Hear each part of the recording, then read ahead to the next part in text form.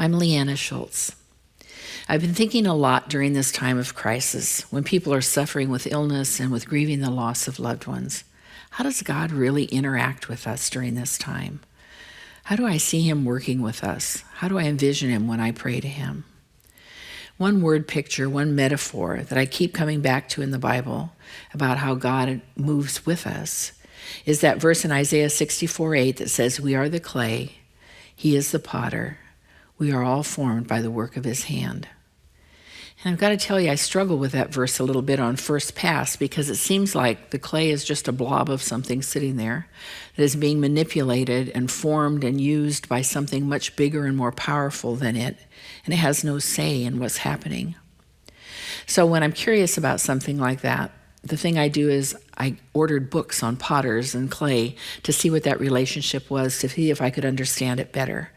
And I've got to tell you, that first glance pass was not very accurate at all. So let's look at what I learned. First, the clay. Clay is made from tiny microscopic pieces of weathered stone that have been ground against other stone and washed away by water. And they go downstream or down the mountain until they rest in a place in a pool or a puddle or a riverbed. And there they sink to the bottom because they're heavy, and they land on decayed plants and animals. And those three ingredients kind of make the organic slime that becomes clay. And clay is different depending on what stone it came from. So let's apply this to ourselves. We're all unique and different.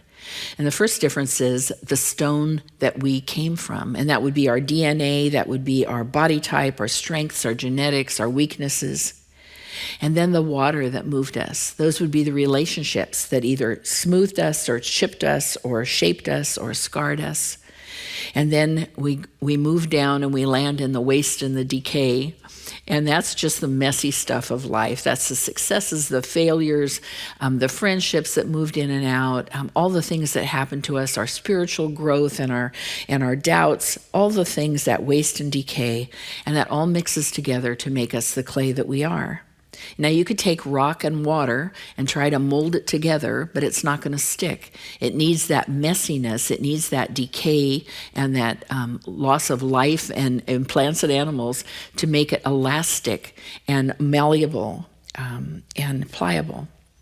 So depending on the type of clay when the potter gets, he sometimes uses it to form strong things with a dense clay like earthenware pottery, or if it's porcelain, he uses it to create translucent, really delicate works of art.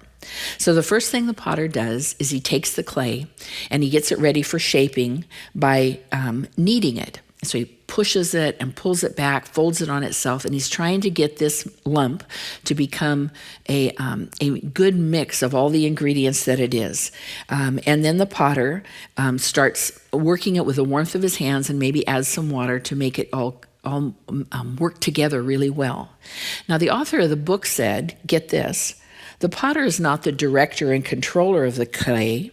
He's more a feeler and a learner as he needs it. He becomes attuned to the nature of the clay, and he sees how stretchable it is, and he actually develops a respect for the clay. So I think about that with God and us, kneading us, pushing us into situations that are hard, pulling us away from things in our past, trying to get us to stretch and be pliable and to be more resilient. I even learned that really experienced potters will take some of the broken pieces of clay, old broken pieces, and they will grind it up into a dust. Now, if they grind it too fine, when they add it to the new clay, it doesn't add much structure. If they keep it too coarse, it just is too much, and it makes the potter's hands bleed. But if they grind it right, it actually adds the old dust from broken pottery in the new clay. It adds strength and durability. It can withstand hotter fires. And when they glaze it, it's even more beautiful and unique and artistic because of all this that has been added in. And I have to think about the brokenness of people around me that I kind of don't want to touch my life. And that in the hands of the potter, that can be refined and added into my life and actually increase my strength and my endurance in difficult circumstances. Once the clay is kneaded, the potter places it on the potter's wheel for centering. Now, this is a dance of opposing forces that starts to shape the pot. So the spinning wheel wants to throw the clay out, and the potter's hand wants to press it inwards. And so he's drawing all the clay towards the center.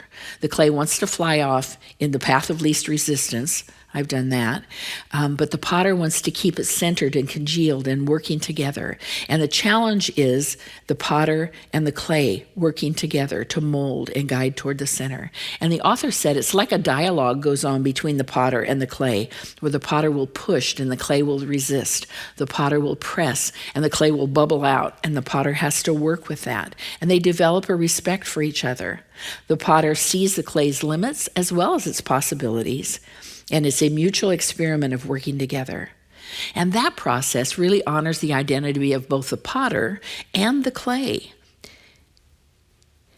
The clay is really resistant to change. It keeps wanting to go back to its original shape.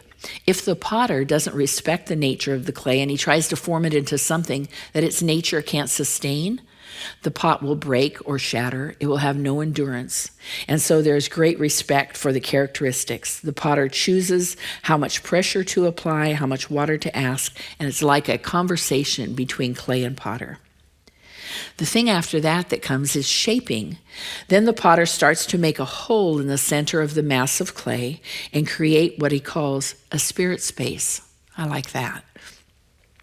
And he starts working on the inside of the pot to create space that will balance out the forces that are on the outside of the pot. And he slowly pulls up the walls to give that pot depth. And he tries to control the tension between the outside forces and the inside forces. And you start to see a pot that has a harmony, and it's balanced from the outside to the inside. Now, a lot of times we just concentrate on the outside of the pot because that's so obvious to us, and we put all our energy there. But the potter is very aware of both the inside spaces and the outside forces. He sees kind of what this pot can become, its identity and its purpose at that point. Usually when we're young, with the financial responsibilities and our family responsibilities, it takes all of our energy to maintain the outside of the pot and be aware of the things that are pushing in on us. As we get older, or as we just mature, as life has its way with us, the inside of the pot becomes increasingly important to us. And the potter said that as you create more space on the inside of the pot, the outside of the pot kind of has to adjust to that new growth. Maybe that's what's going on here. Once the pot is pretty complete and he has the form that he wants, the potter smooths the lip and smooths the body, and then maybe adds a handle if that's part of his plan, and then removes the pot, cuts it off the wheel, and has to give it a foot.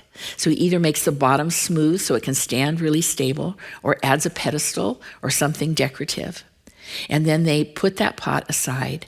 They take some slip, which is liquid clay, and put it on the bottom, and usually the artist signs to say that I have created this pot.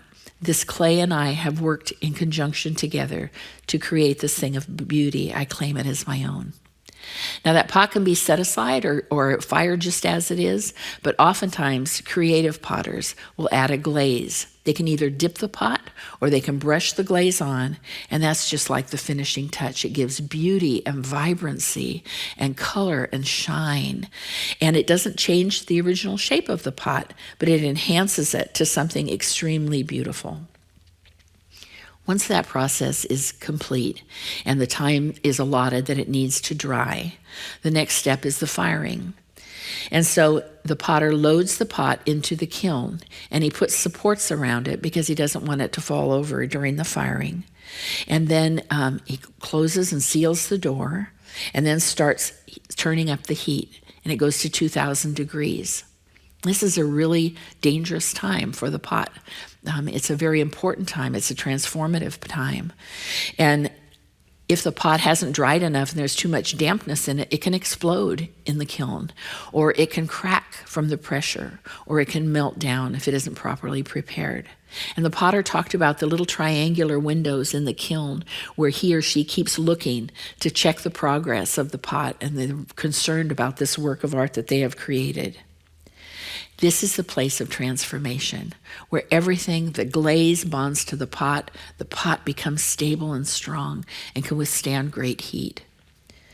And when that firing time is over, the potter slowly turns down the heat on the kiln and then lets it there to become stabilized and to cool and to retain its strength. It feels like we are being tried by fire in many situations now.